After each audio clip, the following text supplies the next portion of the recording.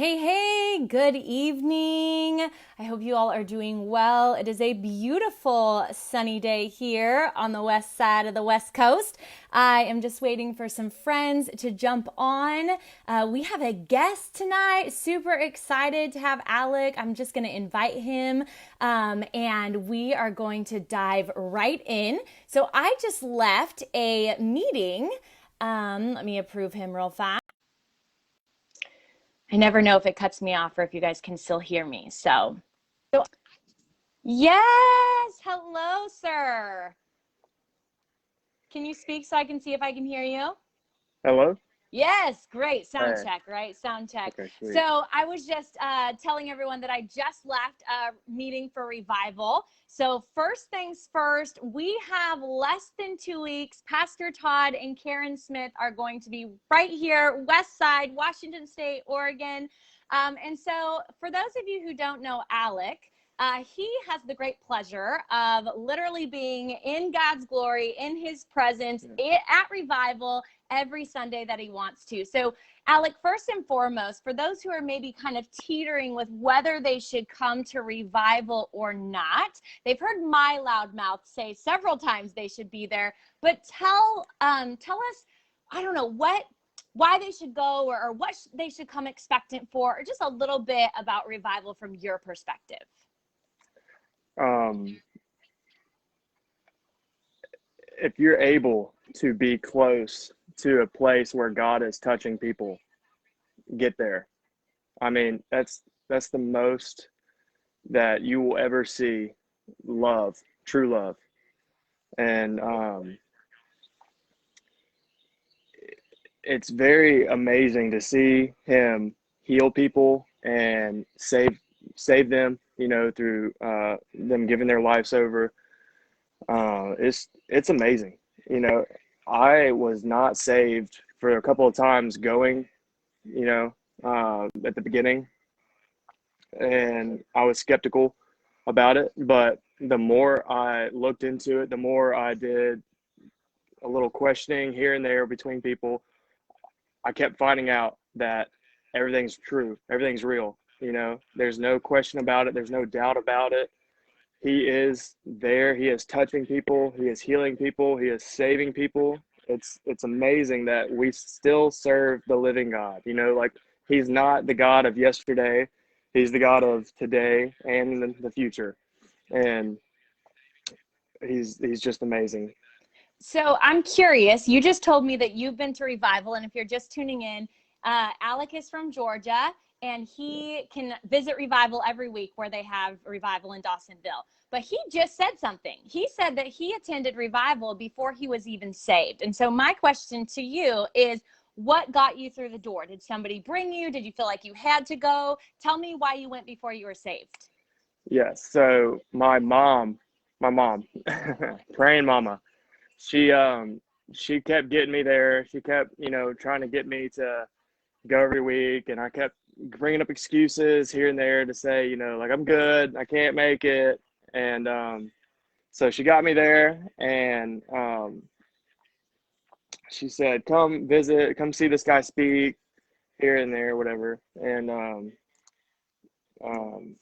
I've actually got the replay of my voice going over, so I can't hear myself. We can hear you, and there is no echo on my end, but if you Okay, want, you can take your ear pod out and you can just use your phone, whatever you prefer. okay, So while he tries to figure that out, and he's going to figure out if he can hear me or not, I just want to say hi, Donna. Hey, Pastor Todd. We're talking about revival, and Alec is sharing how he went even before he was saved. Can you hear me, Alec? yes, can you hear me? Is it better for you? Yeah, can you hear me? I can hear you. Okay, cool. Yeah, so sorry about that. Yeah, so my mom got me to get there before I was saved, and um, you know, seeing it, I guess I went to get her to quit nagging. I guess in that time of my life, I just wanted her to stop asking, and so I went. And it was definitely in a time where God was working on me. And there's no doubt about it. No question in my mind now, no question in my soul about it. He was working on me, and he was just chipping away every religious thought that I had, and he was bringing me into a season of relationship. And so it was a cool time now looking back, because I mean, during those visits where I wasn't even saved yet, I was crying for first times in years, you know. And um, I thought, there's nothing that I've cried over like this. And so he basically, like I said, just chipped away every religious notion or thought that I had that was wrong about who he is as a God and a friend and a father. And so So yeah. tell me, why do you feel like you may have cried being in that space and that atmosphere as a non-believer? Why do you feel like maybe those tears flowed? I mean, to be honest, this is my personal belief. When you're in the presence of God, the one who created you, the one who holds the universe between the span of his hand, when you're in the presence of his spirit, you can't hold it back. You know what I'm saying? You can't force it down. You can't hold it down. And his love is stronger than any chain that might have been around your stronghold or your heart or your soul. And so when you get in his presence and you've been that tough guy for years, and he brings the baby out of you. You know, he brings that childlike, you know, love. And and so for me, I was a tough guy for, you know, years and years and years. You know, always didn't want to show any emotion. And he brought tears out. Yeah.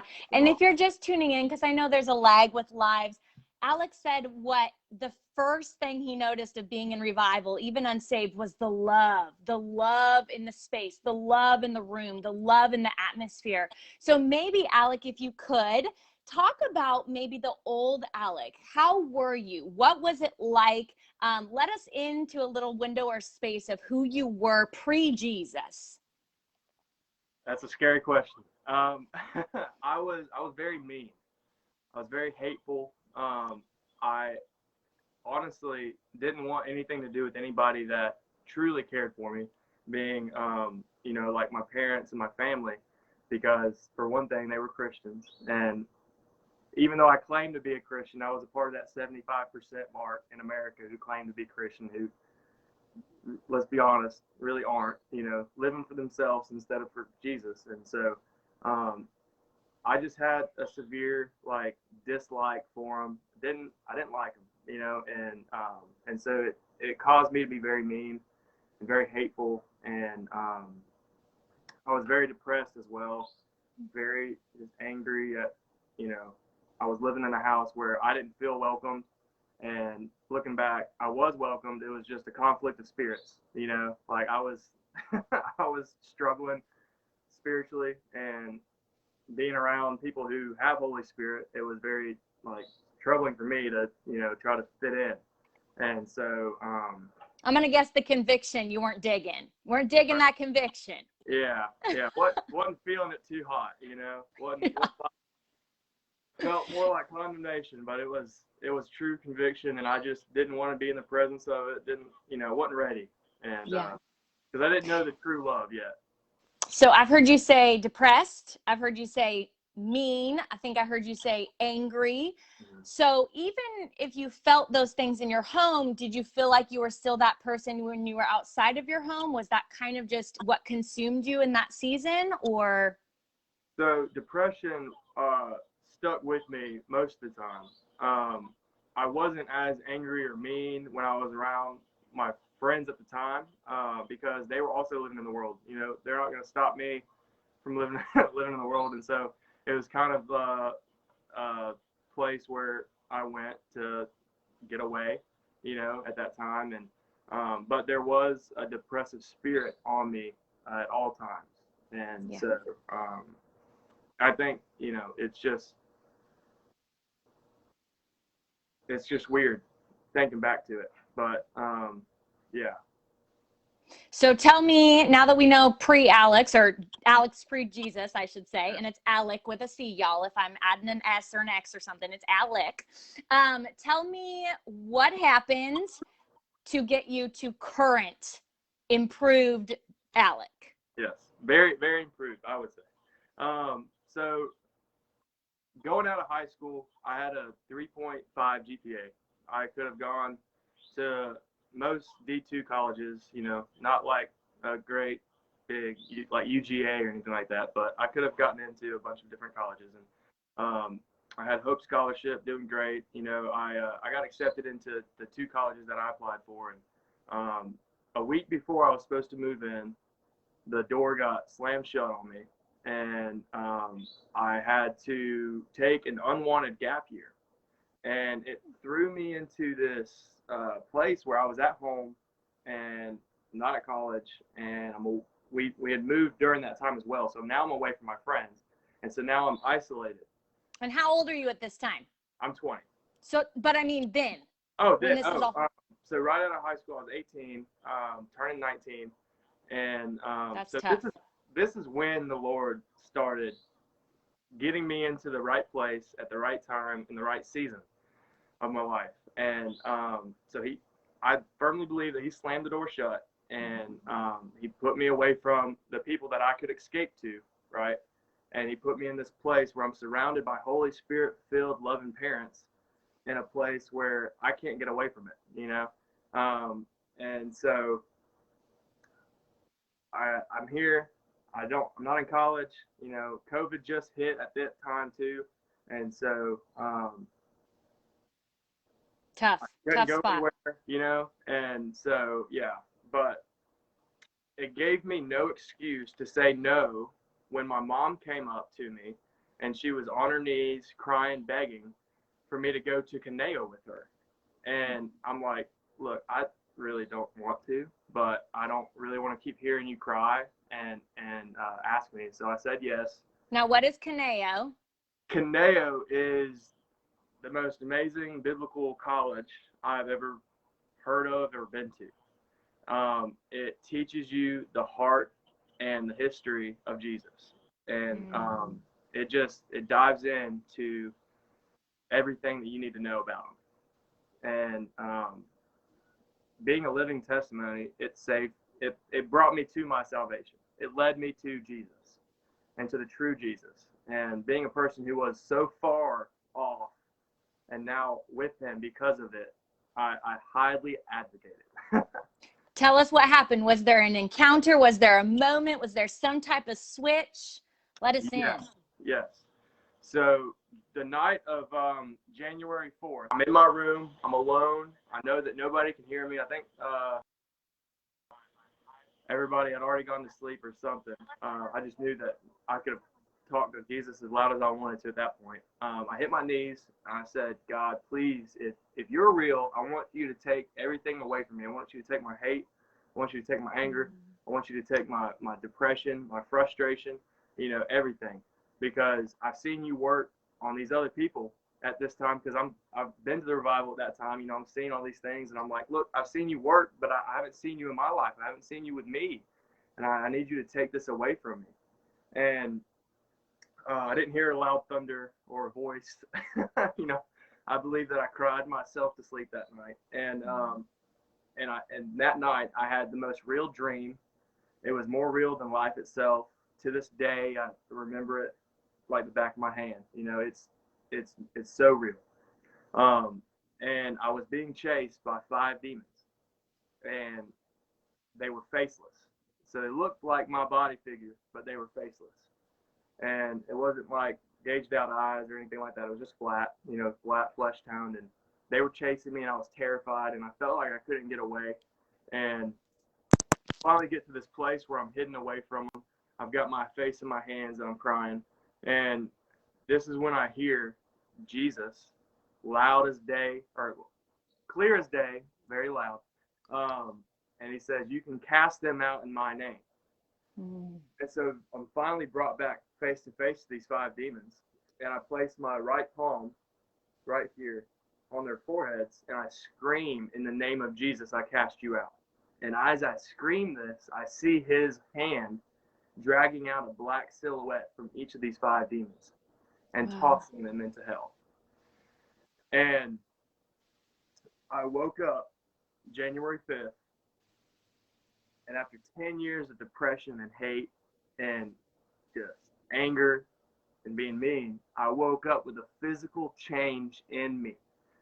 I felt it. I knew it, and I didn't know how to act because, that was the angry Alec was me for 10 years. I adapted to that. I figured out I had how to live with that, so I got out of my room and I'm kind of like looking around like I don't know how to act here. Like what do I do? Do I do the dishes? Do I give somebody a hug? What do I do? I didn't know how to act. And so I kind of just walked around the house real quiet, like, hey, how's it going? Just like didn't want to make too big of a deal out of anything yet. I just wanted to walk it out a little bit.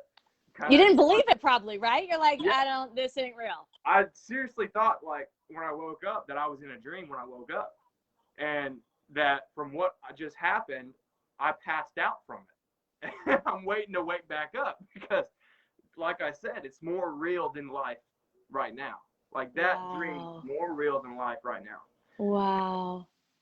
I felt more and like intense during that moment, and I felt just like everything was just more real. And so he showed up in a big way. And from that point on, from that day on, the repentive process came, and I followed through with it.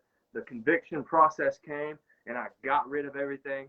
And he started, picking out things in my life like dipping tobacco and alcohol and cussing and just all this other stuff. He's like, you can't be in that life anymore. I've taken you from it. You're not going back. And I'm like, okay, take it all. I don't need it, because he fulfilled everything I needed in that moment. Wow. So I'm hearing like a newness, a freshness, and a light, not only just illuminating, but even just like not heavy anymore. Yes, absolutely. Absolutely. I literally felt like I was a new creation. And it's beautiful because the scripture pulls it and picks it out perfectly of how it is. Come on. When you get a true encounter with Jesus, you are a new creation. I literally felt like I had just been born. Yes. And I honestly didn't remember my past life for a very long time until somebody asked me about it. And I thought, I forgot I did that. Like I forgot that I was there. I forgot that I said those things. Couldn't even relate. Didn't even associate anymore. Yeah, exactly. It was like God just birthed a new creation in a 20-year-old body. And I just didn't know how to act. Like I said, I was shocked when I thought back to those times of my life and thinking, I did do that. Wow. I need to go repent really quick. So tell me, in the home that kind of like you were agitated in, tell me how the home changed. Did the people in your home take notice? Yeah. Yeah. So I mean, my life hit a complete 180. And it was kind of like my little sisters, they kind of got hit the hardest when I was a very mean person. And so not in terms of like I didn't beat them or anything like that. Sure. Emotionally. Emotionally and verbally, and just being around a spirit of depression and anger and meanness and hatred, it causes strife in the household, and it causes disruption, right? It's a disruptive spirit, right? And so they were real scared to talk to me about God because, for one, what do I know? Like, at that time, I didn't know who wrote Genesis. I was like, I don't know, man. I guess he wrote it. I don't. So, I do know now. I just wanted to let everybody know. I know it's Moses who wrote it. I was just going to say, there might be some people on the live that don't know either, Alec. You're spoiling it. Yeah. But, and so going back and looking at that, and then now looking today, they're walking around speaking in tongues, and they're walking Tell around. them how old your sisters are. Nobody knows your family. They're 10 and 8 years old. Come on! Yeah. And I'm sitting here like, man, it took me 20 years. I love it. Y'all are 10 and 8. Give me a break. Y'all are awesome. But, I love them. They definitely see a change, and they come up to me time and time again saying, they just get real quiet, and they come up to me and they go, hey, I really like this Alec better than that Alec. And I'm trying to hold back the tears right now because it is it hits me really hard, you know, Yeah. to know that they see the change, you know, because they were around all the hate and the mean and the anger and the depression, and they saw it, you know, and when they see the change, I know that, you know, it was all for good. If that Mhm. right there is the only thing that I ever see fruit wise, that's good. That's good for me. It's so Um, good. yeah, and they're going around worshiping and praying, and it's just it lights me up. You know, childlike faith and love. I just love it. So good. So you went to Caneo kind of kicking and screaming. Now you're raving about it. But tell me what that did for, obviously you now have a walk with the Lord. Before you didn't. But Right.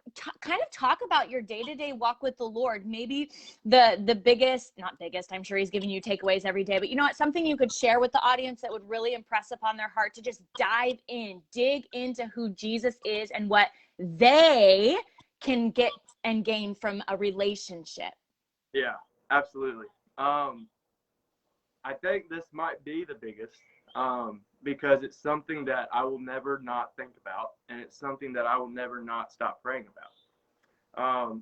And he told me, you know, if he is the ocean, let's picture that he is the ocean, and you see yourself being ankle deep, that you're in there, you're good, but to truly love him, you need to go knee deep. And then when you see that you're knee deep, you need to go waist deep and then chest deep and then you go fully under. But to truly love him, to truly love Jesus and to show him that you truly love him is to keep swimming farther and deeper into the ocean of who he is every single day, because you will never know who, like, the full extent of him. You will never know. And that's what's so great about our God, is because just like Paul said, everything that I've done in my life is at loss just to know the revelation of who you are. Yeah. Just to know the revelation of who he is. Paul, the person who wrote majority of the New Testament, the person who planted churches all over the Mediterranean. This is the guy who had a radical encounter with Jesus, and like me, 180 flipped his life, stopped persecuting Christians and started building Christians. I love it. This guy, you know, like, and he's saying everything's at loss just to know who you are. We have a God that we get a new revelation of who he is every single time that we get into a meeting place with him. You know, he shows us different things at different times, and at his perfect timing is his perfect delaying, you know, when he shows us who he is at certain times. And it's just like that's my biggest thing. I will So never good. know the full extent of my God, and I love it. So good. And as you say that, I actually just picture you like swimming through an ocean and there's so much water, but that water is like his love absolutely covering you, surrounding you as you get to know him. Like there's no limit. There's no limit to it. Yeah, you can't see the end, and you can't get to the end. Yes. You So set good. out. You set out on your beach, right? No paddle boat, no motorboat, because there's no quick ways to God. The devil, that's one of the devil's biggest tricks, is he tells you that there's a quick way, and then you get sidetracked and you get off track. And he's trying to tell you, come to me in the silence, come to me in the waiting, come to me in my perfect timing, because I'm going to drag out our time together, and I'm going to make sure that we spend as much time as we can together. So You know, the maker of good. time doesn't look at the clock on the wall, and so you don't need to try to get the fastest route to spend time with God. You just need to look at the longest route and take it, because it's the narrow route, like he says. The longest route So is the good. narrow route. So good. Okay, so revival is coming right here to my home city, my home state, in I think we're at like 10 days out. And I don't know if you know this, but we're going to launch a mini Caneo campus in the fall. I've So been told. I'm excited. so Alec, like the people want to know, like they're on the verge. The people watching are like, okay, like Amber keeps talking about Caneo, she keeps talking about revival, but you can just maybe give them a little insight of why or why not. You're free to be honest, right? Why or why not get their buns to revival in July? July 20th is the first night, and get registered for Caneo starting in the fall. One thing, I'm a living testimony of somebody who wasn't going to heaven is now going to heaven because of it. Well, hold on. Say that again, could you please? Salvation is the very most important thing we ever decide. What just came out your mouth? I was not going to heaven at the start, and I am now going to heaven because of it. Like, somebody give me some hearts and some amens up in here. Keep going, Alec. If nothing else, and that wrecks me every time. At that point in my life, I knew that I wasn't going to heaven. I gotta pause. When did you have the realization that, oh my mercy, like I ain't even headed to heaven? Like I'm straight up, I need to make a change so heaven happens. Yeah. Well, I wasn't even thinking about that, honestly. Okay. In my walk through life, I knew at every time that I wasn't with God where I would go if I would die. Okay. But it didn't concern you. It didn't concern me, right? Yeah. I didn't like myself, so how could I expect God to like me, right? And it was a lie that the enemy fed me, and I watered it. He planted a small little seed, and I watered it, and I took care of it. And that's what we you babied it, right? Yeah. Babying the little lie. I kept it. I kept care of it. That was a seed that he planted that I watered, and it's a total lie. But I think that it's helped me become even stronger as a Christian today, though, because I don't love Jesus to get my free fire card. It doesn't. Right. It doesn't. I love him because what he took away from me, and that right there is why I love him. And from that very moment, he took everything away that was depressive, anger, hatred, all that. Right.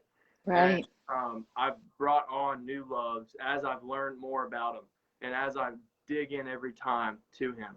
I love him more and more, and new things that I find that I love about him. Right. And just like I said, he's the God that you will never know the true and full extent of, right? And so there's new things that I will come to love in the future. I still don't know everything about him, but I can't stop swimming farther and deeper into his water. New revelation, right? New discovery. Right. And so that's what I like, is that I don't play the free fire card. I love him to get out of hell. I love him because he's good, and he's a good father. Yeah. So you got salvation out of the mix. Yeah. So for those who are already going to heaven, let's just say most of them are, what are they going to what's something else that they got out, or that you got out of Kaneo? You're like, hold on, how much time do you have? So we had our Kaneo graduation a couple Sundays ago. We had a guy, amazing pastor at our church called Pastor Norman, and he came up and spoke for the year one class. And his testimony is that he was a Pharisee. He thought that he knew everything there was to know about God. And he claimed that, he already went through seminary, he already went through all this schooling that he's done before and everything like that, and he didn't need it. And he went through there, and he got up on that stage on Kaneo graduation day, and he exclaimed to the world that he was wrong for having that mindset. And I'll do a little nugget, not a big nugget like Pastor Karen gave during y'all's live the other day. That was a huge nugget. She's so awesome. Give us a nugget, Alec. Come on. So this is just a tiny nugget of it's kind of like a moral rule to keep yourself in. Okay. Always have a Paul, always have a Timothy, and always have a Barnabas. Always being taught, always teaching, and always being encouraged in what you're doing. Good. Say it again. So you always need to have a Paul. You always need to be being taught, you know. And sometimes going to church once a week on Sunday and being taught there is not enough. Get more teaching. Yes. You always need to have a Timothy. You always need to be going out and teaching. Teach what you've learned. Spread the gospel. Spread the testimony of the word of the Spirit, the sword. Show everybody the weapon of God, and then you always need to have a Barnabas. You always need to have somebody pushing you through, because it gets tough and it gets hard, but you have to have somebody keep plowing through that field with you. So good. So good. Okay. I literally want to talk to you forever, but if we do these too long, then people don't watch them. So if you're watching the replay, go ahead and let us know, #replay. So this is my last question. And first, before I ask it, I just want to say thank you for your time. Thank you for your testimony. Thank you for your tears, even if you tried to hold them back. I could literally pick your brain for till midnight, but I know it's late where you're at. So revival is first, and July 20th is the first day where they can come to revival, get in the water, you know, be expectant of the Lord in that space. Obviously, I hope everybody's waking up expectant of how he can show up in their day to day, right? Like, let's just get that through our heads.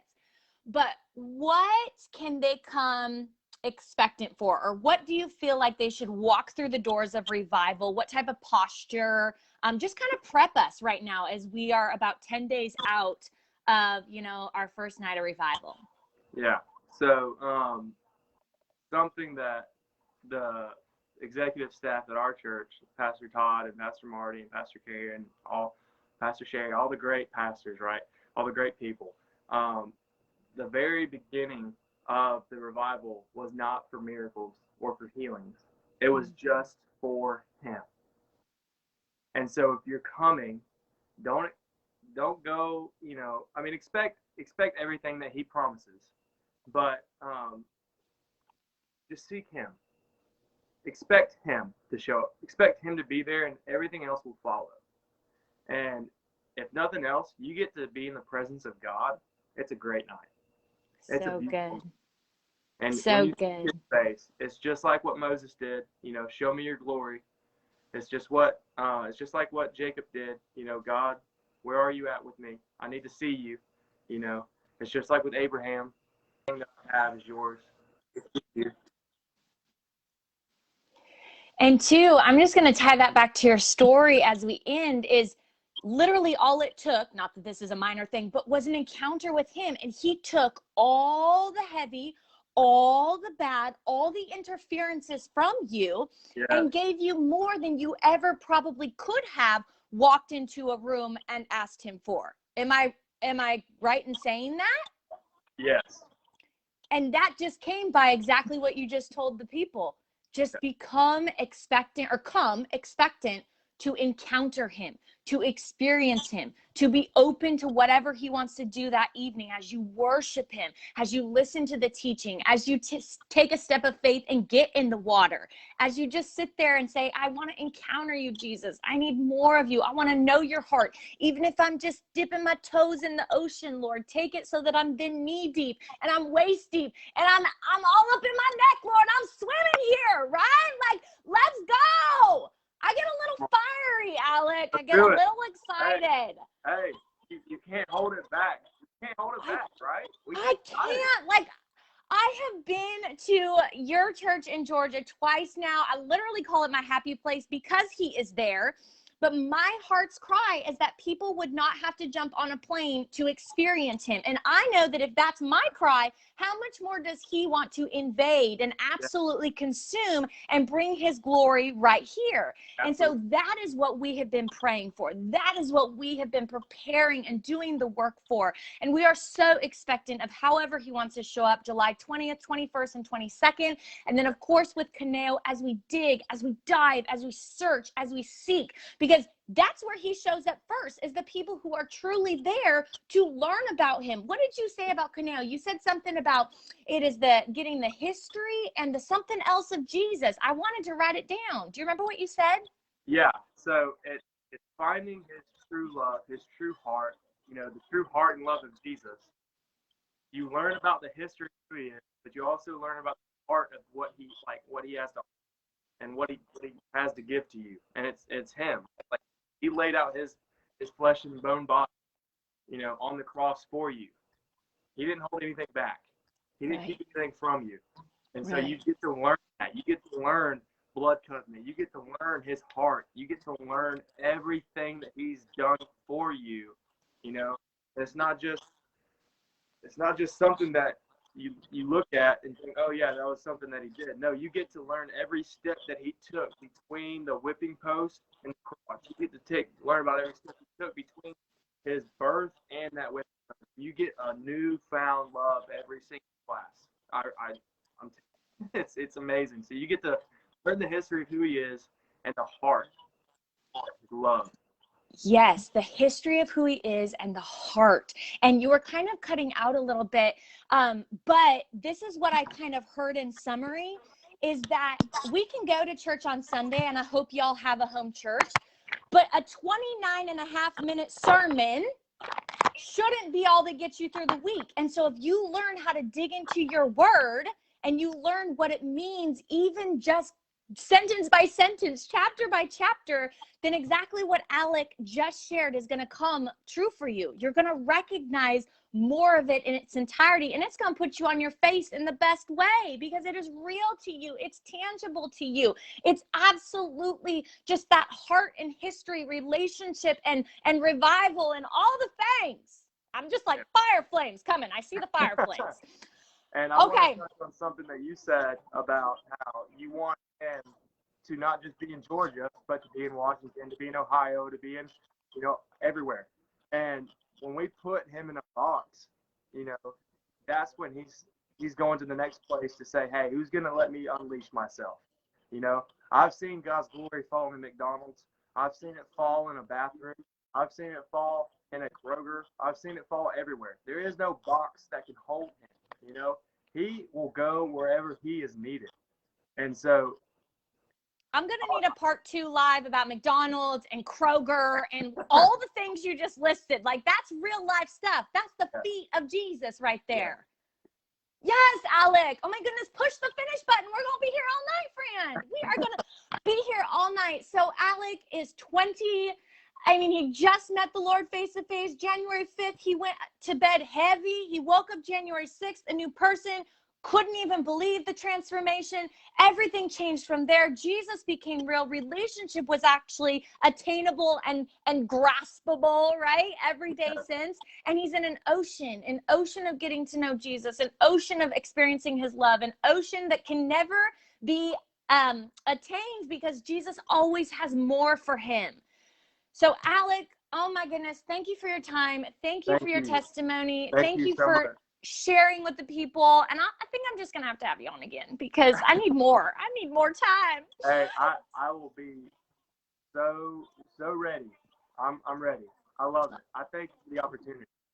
Oh my goodness. Bless you. God bless you. May he use you mightily. Thank you, Jesus, for Alec. Thank you for his salvation. Thank you for turning his world upside down. Thank you for Kaneo. Thank you for revival. Thank you for his praying mama. Jesus, I just speak absolute life and just joy all over Alec. And I just am so excited to see his life, his testimony, everything that is going to come from not only the rest of tonight, which I think you're going to bed soon, but tomorrow as his feet hit the ground and the enemy knows that no longer will he be fed lies that he will water. No, ma'am. No, sir. Those enemy lies, I bet you now know discernment, and I know exactly what those lies are. You bind them, and you absolutely know where to find truth in Jesus' name, and you allow for those seeds to be watered. Yeah. Woo! Alec, I'm getting fired up now. Come on. Like it. Come on. Washington State ain't never going to be the same. You hear me? You watch. I'm ready. Ow! All right. Thank you so much. Talk to you soon. Thank you. Bye-bye.